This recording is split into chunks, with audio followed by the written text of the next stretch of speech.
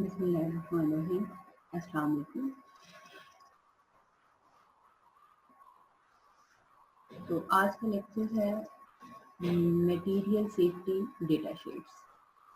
तो पार्ट 1 में हमने इसका हिस्ट्री क्या थी, शीट्स क्यों बनाई गई थी, कौन बना रहा था, इसमें जो डेटा होता है उसमें कौन सी इंफॉर्मेशन होती है, ये हमने देखा था। और इनसे जो डिफरेंट केमिकल्स का जो डेटा है उनसे क्या हैजर्ड्स हो सकते हैं उसके टाइप्स देखते हैं। ठीक है, तो आज अगर हैजर्ड की बात करते हैं तो इन डेटा शीट पे कौन सा जस्ट पिक्टोग्राम्स के थ्रू ही हमें आइडिया हो जाता है कि कौन सा केमिकल है इसमें, या इसमें कौन सी जो है वो पिक्चर्स यूज की जाती हैं डायग्रामेटिकली। सबसे पहले जैसे देखें हेल्थ हैजर्ड है तो उसमें एक ह्यूमन बीइंग जो है उसकी एक जो है वो शेप है, ठीक है, स्केयर में, और साथ में क्या है कि उसको हैजर्ड जो है वो एक स्पार्क जो है वो किया हुआ है, उसको जो है उसकी डायग्राम है। इसके अलावा जो गैस सिलेंडर है जिसमें कंप्रेस्ड गैस होगी, उसमें जो है वो ये सिलेंडर जो है उसकी फोटो है। नेक्स्ट फ्लेम ओवर सर्कल, एक सर्कल जो है उसके ऊपर फ्लेम होता है जिसमें ऑक्सीडाइजिंग जितने भी केमिकल्स होंगे, ऑक्सीडाइजर जो होते हैं वो हम उसमें उनके लिए यूज करते हैं साइन, ठीक है। इसके अलावा flame, these are different pictograms that are used in material safety data sheets for health hazards, ठीक है। Also for corrosive materials, corrosion sign, environmental, skull and cross bones और exploding bombs या फिर exclamation marks यूज किए जाते हैं। इनको details देखते हैं। फर्स्ट वन कि जो सर्कल है उसके ऊपर फ्लेम का जो साइन बना हुआ है, या फिर हम इसको जो सर्कल है उसको ओ से जो है वो याद रख सकते हैं, that denotes oxidizing agents. An oxidizer is a type of chemical which a fuel requires to burn. कि ऑक्सीडाइजर जो है ये केमिकल की वो टाइप है जो किसी भी फ्यूल को जरूरत होती है बर्न करने के लिए। Most type of burning on earth use oxygen gas which is prevalent in the atmosphere. However, in space there is no atmosphere to provide oxygen or other oxidizers. So rockets need to carry up their own oxidizer. So इनको फिर ये sign होगा, ठीक है। Next for flame, just इसमें जो है वो ओ का साइन जो है वो खत्म हो गया, इसमें नीचे जो है वो लाइन आ गई है। इसमें वो केमिकल्स होंगे दैट विल बी फ्लेमेबल्स, जो फ्लेम जो है उनसे उसकी वजह बन सकते हैं। पायरोफोरिक्स आ सकते हैं, या फिर जो जिनकी इग्निशन जो है वो अराउंड 55 डिग्री जो है वो होगी, जिसमें यूरेनियम एग्जांपल है, या फिर आयरन और sulphide containing. They will be self-heating and emits flammable gases, also self-reactive chemicals. Next जो पिक्टोग्राम है या जो साइन है, that is used for exploding bomb or those chemicals that are explosive. Self reactive properties होती हैं उनकी, और इसमें ऑर्गेनिक पेरोक्साइड शामिल है, ठीक है। Next one is the skull and cross bones. इनकी एक्यूट टॉक्सिसिटी होती है, यानी ये केमिकल्स होते हैं दे आर वेरी फेटल और टॉक्सिक, ठीक है। ये इनके ऊपर स्कल जो है ना वो उसकी जो है वो शेप बनी हुई है, साथ में जो है वो क्रॉस बोन जो है वो पिक्टोग्राम, ठीक है। ये क्रोसिव, चाहे वो स्किन को डैमेज कर रहे हैं या फिर ये क्रोसिव टू मेटल्स भी हो सकते हैं, ठीक है, आई डैमेज कॉज कर सकते हैं। नेक्स्ट ये इसको जो हम वो गैसेस जो कि अंडर प्रेशर होती हैं, लाइक आप एलपीजी की एग्जांपल ले लें, ठीक है, लो प्रेशर जो है वो गैस जो होती है, या फिर इसके अलावा उसको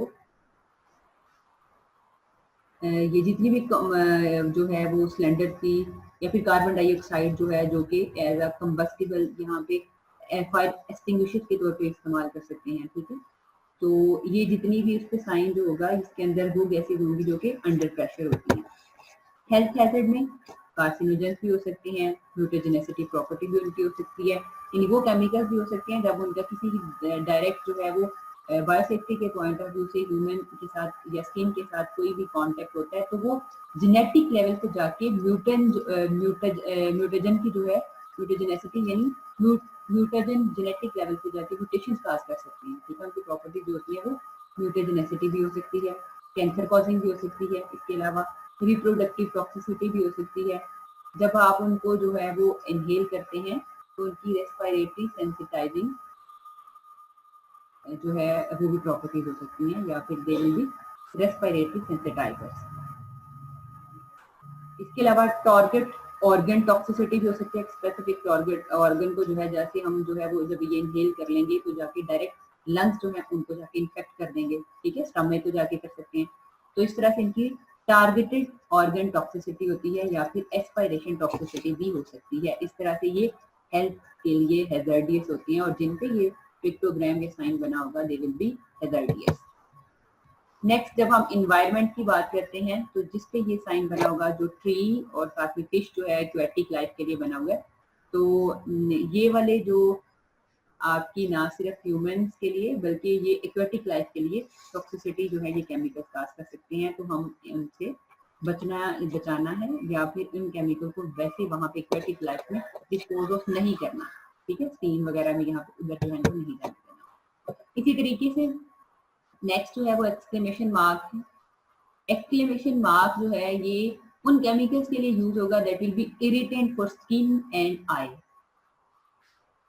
स्किन सेंसिटाइजर, और एक्यूट टॉक्सिसिटी होगी इनकी, नार्कोटिक इफेक्ट्स होती हैं, रेस्पिरेटरी ट्रैक्ट इरिटेंट हो सकते हैं, also hazardous to ozone layer, but they are non mandatory, ये जरूरी नहीं है। ठीक है, लेकिन ये हो सकते हैं।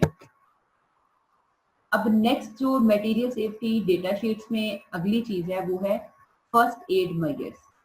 कि पहली चीज हमें बता दिया गया है उसकी कॉन्टेक्ट जो भी इंफॉर्मेशन है वो। अगला है कि हमें अगर इस तरह से इस शीट या इस में जो डेटा है उसमें जो केमिकल है उसकी अगर खुदा न खास्ता जो भी हेल्थ हैजर्ड्स हैं, हमें उनसे बचने के लिए क्या फर्स्ट एड मेजर्स जो है वो लेने चाहिए। फर्स्ट वन तो आई कांटेक्ट है कि अगर वो हैजर्डी हमने यूज कर लिया है या उसका कोई मिसयूज हो गया, सडन स्पिल हो गया या कुछ भी हो गया, check for and remove any contact lenses, immediately flush of your eyes with plenty of water for at least 15 minutes उसको करना है। ठीक है, ये आपका इमरजेंसी जो है वो वहां पे आपने अपना ट्रीटमेंट जो है वो जैसे लेना है, और आपका फर्स्ट स्टेप ये होगा। After that get medical attention, फौरन आपने मेडिकल अटेंशन लेनी है। अगर स्किन कांटेक्ट हो गया इमीडिएटली फ्लश करो स्किन को, वैसे ही जो है वो वाटर के साथ, बट अकॉर्डिंग टू केमिकल। ये जो है वो इसमें कंडीशन होगी कि आप केमिकल कौन सा यूज कर रहे हैं, वहां पे ये मैयर है कि नहीं है। ठीक है, जैसे हम एसिड जो है उसकी सूरत में हम नहीं कह सकते while removing contaminated clothing and shoes, अपने सारे रिमूव करें। cover the irritant skin with emollient, कोई सा भी जो जैसे स्किन ऑइंटमेंट जो है या सॉफ्टनिंग सूदिंग कोई भी उसको इफेक्ट जो है वो दे आपकी स्किन को, वो आप यूज कर सकते हैं। ठीक है, जैसे स्किन कोई पोलिफिक्स जो है वही जो है वो आपकी फर्स्ट एड बॉक्स में, तो वो यूज करें स्किन में। Get medical attention immediately. इस तरह से अगर इनहेलेशन है तो रिमूव टू फ्रेश एयर, उसकी तरफ मूव करें। If not breathing, give artificial breathing, आप जो है वो भी दे सकते हैं। It may be hazardous to person providing the aid, तो ये वार्निंग साइन है कि ये उनके लिए भी हैजर्डियस हो सकता है। ठीक है, if breathing is difficult give oxygen, after that get medical attention. Injection के दौरान अगर हो गया तो आपने कभी भी वॉमिटिंग इंड्यूस नहीं करनी। It's swallowed, don't induce vomiting unless directed by the medical professional. जब तक आप उनसे कंसल्ट नहीं कर लेते आपने खुद से एक्सपेरिमेंटेशन स्टार्ट नहीं कर देना। Never give anything by mouth to an unconscious person, कभी भी नहीं लेनी। Loosen tight clothing such as collar, tie belt और वेस्ट बैंड जो है उसने पहना हुआ है तो उनको लूज करें, उसके बाद मेडिकल अटेंशन लें। नेक्स्ट ये है कि need of material safety data sheets and how to prepare. ये चीज जो है वो नीड वो हमने फर्स्ट लेक्चर में भी डिस्कस किया था, इनकी क्यों जरूरत पेश आई थी और इनको कैसे तैयार किया गया।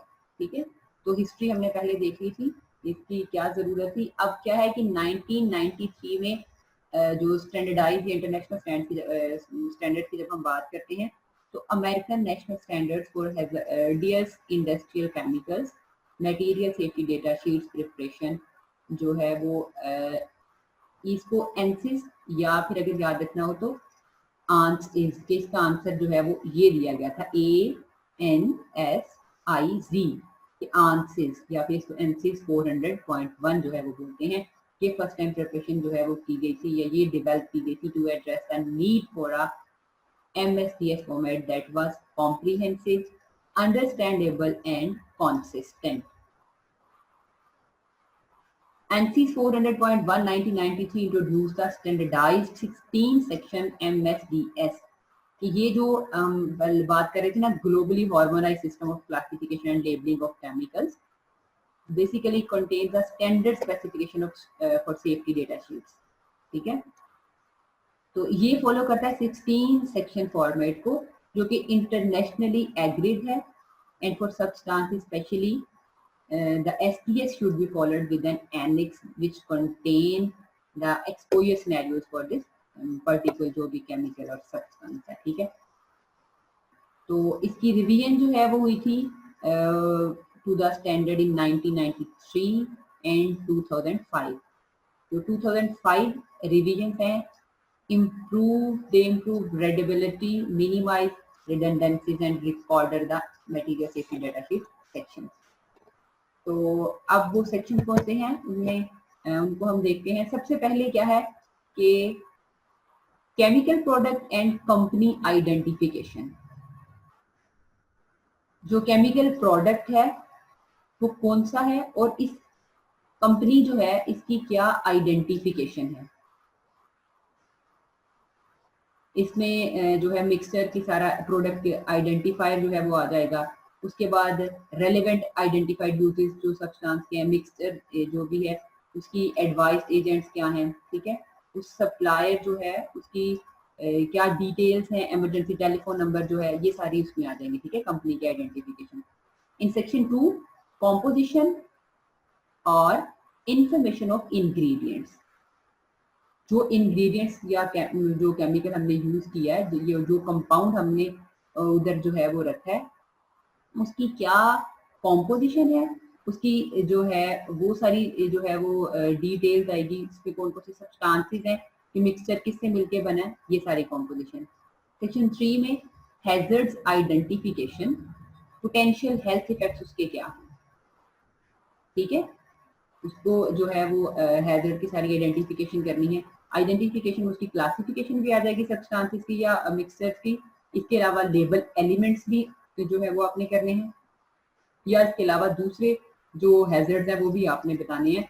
इन्हीं हैजर्ड्स में ह्यूमन हेल्थ भी हो सकती है, इसके अलावा एनवायरमेंटल जो है वो भी हो सकती है। पोटेंशियल हेल्थ इफेक्ट्स टोटल उसमें जो है वो हैजर्ड आइडेंटिफिकेशन में आएंगे। In 4th section first aid measures, in 5th fire fighting measures. ठीक है, फर्स्ट एड में जो है वो उसकी फर्स्ट एड मेजर सारी आ जाएंगी। ठीक है, उसके जितने भी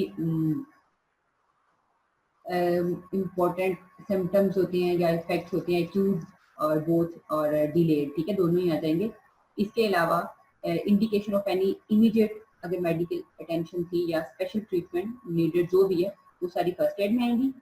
जब हम बात करते हैं फायर फाइटिंग मेजर्स की तो इसमें एक्सटिंग्विशिंग मीडिया जितना है वो special hazard arising from the that specific substance और मिक्सचर। फिर उसके बाद फायर फाइटर्स जो उनके लिए भी एडवाइस इसी में आएगी। ठीक है, अगला है जी एक्सीडेंटल रिलीज मेजर्स। इसमें पर्सनल प्रिकॉशंस, इसके अलावा पीपीई यानी पर्सनल प्रोटेक्टिव इक्विपमेंट्स और इमरजेंसी प्रोसीजर क्या है, इन्वायरमेंटल प्रिकॉशंस क्या है, उसके अलावा मेथड्स या जो मटेरियल का उस कंटेनमेंट के लिए यूज कर रहे हैं, क्लीनिंग अप उसकी क्या है, रेफरेंस टू अदर सेक्शन, ये आपने सारा देना। ठीक है, in section 7 handling and storage, इसमें सारी प्रिकॉशन होंगी for safe handling as well as conditions for safe storage including any incompatibilities। ठीक है, और साथ में इसका स्पेसिफिक एंड यूजेस जो भी हैं वो सारी इसमें होंगी। इसके अलावा सेक्शन 8 में क्या है कि एक्सपोजर कंट्रोल्स और पर्सनल प्रोटेक्शन। इसमें कंट्रोल पैरामीटर सारे आएंगे और साथ में एक्सपोजर कंट्रोल जितने भी हैं वो सारे आएंगे, ठीक है। इस तरह से आता है नेक्स्ट जो है वो सेक्शन 9, जिसमें फिजिकल एंड केमिकल प्रॉपर्टीज। इसमें सारी इंफॉर्मेशन होगी ऑन बेसिक फिजिकल और केमिकल प्रॉपर्टीज, और साथ में इसकी दूसरी इंफॉर्मेशन भी शामिल हो सकती है। In section 10 stability and reactivity, जो भी केमिकल है, जो सब्सटेंसेस या मिक्सचर है, उसकी रिएक्टिविटी क्या है, केमिकली वो कितना स्टेबल है, पॉसिबिलिटी ऑफ हैजर्डियस रिएक्शन उससे कौन कौन हो सकते हैं। लाइक हमने जैसे जो है वो फर्स्ट लेक्चर में एग्जांपल ली थी हाउस ऑफ ब्लीच की या फिर अमोनिया की, कि जब वो रिएक्ट करते हैं तो कौन से फ्यूम्स या हैजर्डियस और टॉक्सिक गैसेस प्रोड्यूस करते हैं। इसके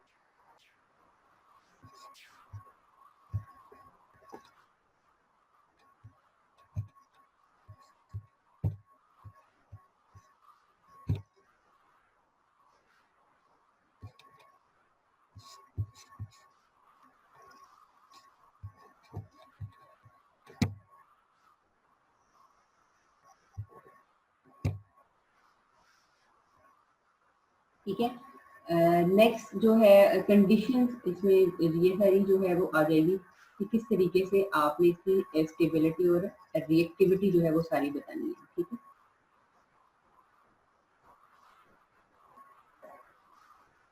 और अगर कोई इनकम्पेटेबल मटेरियल है वो भी इंफॉर्मेशन इसमें आएगी। इसके अलावा हैजर्डियस कोई डीकम्पोजिशन प्रोडक्ट्स हैं तो वो सारी आपने स्टेबिलिटी और रिएक्टिविटी इस सेक्शन में पढ़ना है, ठीक है।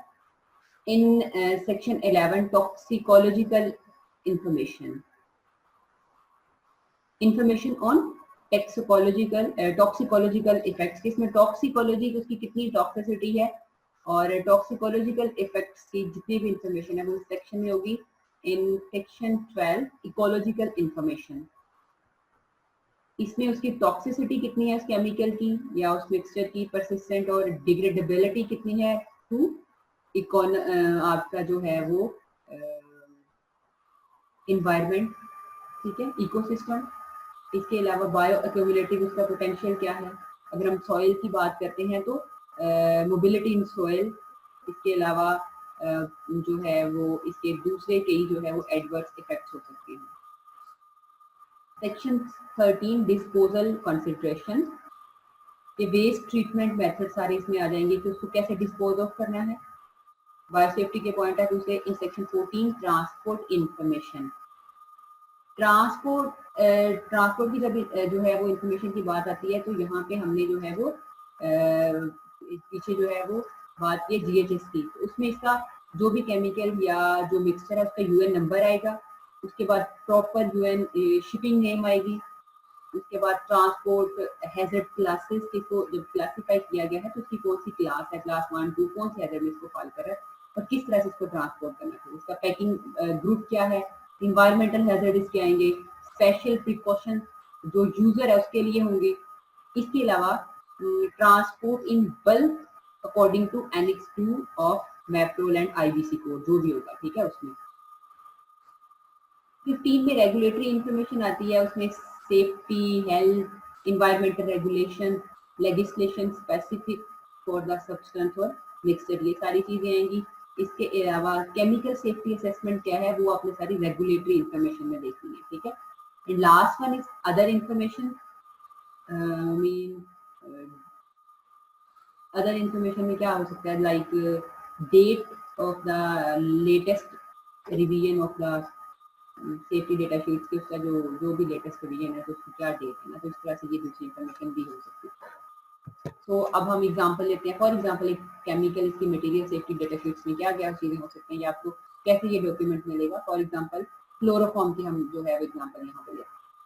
फर्स्ट वन उसकी अपीयरेंस होगी, लाइक क्लियर कलरलेस लिक्विड है, may cause central nervous system depression, may cause cardiac disturbances, may cause cancer based on animal studies, ठीक है।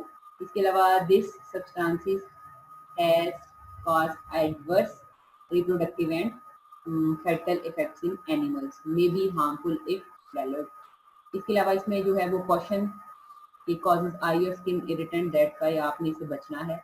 Causes digestive and respiratory tract irritation या फिर लाइट सेंसिटिव हो सकता है। अब इसके स्पेसिफिक टारगेट ऑर्गन कौन से हैं? ये blood, kidney, heart, central nervous system, liver, cardiovascular system, excretory system या रिप्रोडक्टिव सिस्टम को जाके टारगेट कर सकता है। तो ये आपको बता दिया गया है। स्पेसिफिक टारगेट अभी हमने पीछे जो है वो डिफरेंट सेक्शंस पढ़े थे, तो उसमें आपने सारे सब्सटेंसेस या आइडेंटिफिकेशन की ये सारी चीज़ें, उसके बाद आपने हैजर्ड आइडेंटिफिकेशन जो है वो पढ़ा है, ठीक है। और इसमें एक्सीडेंटल भी जो होगी है, इसमें आपने अगर आपने देनी है तो इन्फॉर्मेशन कौन कौन सी होगी। इसी तरीके से आपकी स्पिल और लीक्स की बात आती है, तो ये जो क्लोरोफॉर्म के पॉइंट है उसे it absorbs spill with inert material, जिसमें वर्मिकुलाइट या फिर सैंड और अर्थ हो सकते हैं। Then place in suitable container. उसके बाद avoid run off into storm, sewers and ditches which lead to waterways, ठीक है। तो ये आपने इसे अवॉइड करना है। ये सारी चीजें उसको लिख दी गई हैं क्लोरोफॉर्म की डेटा शीट में। Also provide ventilation approach spill from upwind. Handling इसकी कैसे करनी है वो डेटा भी होगा कि वॉश थॉरोली आफ्टर हैंडलिंग, कि जब आपने इसको हैंडल किया क्लोरोफॉर्म को तो उसकी वॉशिंग जो है वो थॉरोली करो। Remove contaminated clothing and wash before reuse. Use only in a well ventilated area. Avoid contact with eyes, skin and clothing. Don't breathe dust, vapour, mist और गैस, ताकि इनकी आप जो है वो रिएक्टिविटी की वजह से डोंट इंजेस्ट और inhale. Store protected from light, ठीक है। तो ये आपका जो है वो सेक्शन 7 जो हमने लास्ट डिस्कस किया था, हैंडलिंग और स्टोरेज जो है वो ये कवर हो गया कि आपने इसको किस तरह से हैंडल करना है और इसकी स्टोरेज कंडीशन क्या है, कि आपने इसको डायरेक्ट सनलाइट में नहीं स्टोर करना। Store in a cool, dry and ventilated area away from incompatible substances. Don't store near alkaline substances separate from minor acids, ठीक है।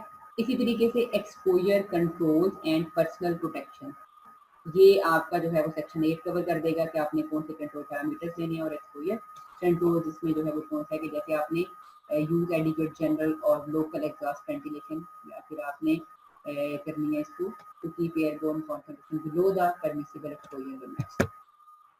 नेक्स्ट आपके पास ये जो है वो एग्जांपल दिए आपके सारे जो है वो नेक्स्ट आपका है एथेरियम ब्रोमाइड, जो कि कार्सिनोजेनिक भी होता है। तो इसकी अगर आपको डेटा शीट मिलती है तो उसमें सबसे पहले इमरजेंसी हम उसका वो ओवरव्यू जस्ट देखते हैं। इसमें क्या है कि अपीयरेंस उसकी कि डार्क पर्पल के स्पैन पाउडर फॉर्म में होता है, ये जो है वो एथेरियम ब्रोमाइड। अब ये डेंजर क्या है कि harmful in contact with skin and if swallowed may be fatal if inhaled. It causes eye, skin and respiratory tract infection, और पॉसिबल जो इसके रिस्क है वो इरिवर्सिबल इफेक्ट्स हो सकते हैं। जब हमने रिस्क फेजेस की लास्ट बात की थी पिछले लेक्चर में, तो रिस्क फेज 68 में वो वाले सारे केमिकल्स थे ना जिनके जो इफेक्ट्स थे वो इरिवर्सिबल थे, और उनमें से एक एग्जांपल अब हमने पढ़ लिया, वो किसकी है? एथियोडियम ब्रोमाइड की, ठीक है। इसके अलावा इसके टारगेटेड ऑर्गन्स आगे, अब एक्सीडेंटल और रिलीज में ये कौन सी है, या स्किन या इसके लीक हो सकता है। तो don't let this chemical enter into environment, किसी सूरत आपने इसको एनवायरनमेंट में नहीं जाने देना, ठीक है। और विद प्रॉपर पीपीज जो है वो आपने इसको हैंडल करना है, पर्सनल प्रोटेक्टिव इक्विपमेंट्स पहन के, ठीक है। डस्टी कंडीशन वहाँ भी कोई नहीं जो है वो करनी, एंड वेंटिलेशन होनी चाहिए आपकी, और अननेसेसरी जो है वो अगर कोई पर्सनल है वहाँ पे तो उसको इवैक्यूएट करके फिर आप इस पे रिसर्च या जो भी काम कर रहे हैं तब करें, इसको ये नहीं हैंडल इसको तब करना। इसके अलावा आपने इसकी एक्यूमुलेशन जो है उसको मिनिमाइज करना during handling. Don't get in eyes और स्किन और ऑन क्लॉथिंग। डोंट इंजेस्ट और इनहेल। यूज ओनली इन केमिकल फ्यूम। फूड स्टोरेज इसकी कूल ड्राई प्लेस में है, या फिर इसको टाइटली क्लोज कंटेनर में रखें, ठीक है। तो ये सारी जो है वो इन्फॉर्मेशन आपकी मटेरियल सेफ्टी डेटा शीट में देती है, जो कि बड़ा इजी और इसके बड़े बेनिफिट्स हैं कि जिससे आप बहुत से जो है वो हेल्थ हैजर्ड से बच सकते हैं और बायो सेफ्टी आप अपनी मेंटेन कर सकते हैं। इनको जो है वो एक दफ़ा देख के डिस्कस करके फिर आप अपने केमिकल्स को यूज करना। So stay safe, thank you, अल्लाह हाफिज़।